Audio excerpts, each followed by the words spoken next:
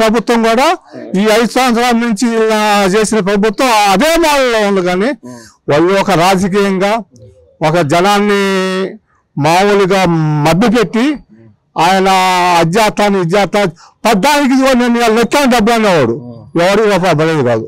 0 వడ్డీ అన్నాడు, 0 వడ్డీ లేదు.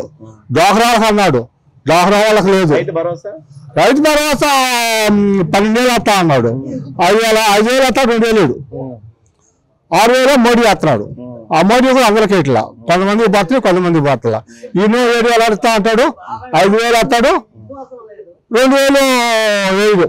నేను ఎట్లా అంటాడు, ఆ 2,000 రావు పడ బ్యాంకుల్లో పాటు అది రావాయి. ఇప్పుడు జగన్మోహన్ రెడ్డి అనే వ్యక్తి ఇప్పుడు దాదాపు రాష్ట్రాన్ని దాదాపు అప్పుల్లో ముంచెళ్ళాడు ఇప్పుడు కనుక చూసుకున్నట్టయితే. కానీ ఇప్పుడు చంద్రబాబు నాయుడు వచ్చి ఈ ఆర్థిక పరిస్థితిని మొత్తం గట్టెక్కిస్తాడనుకుంటున్నారు.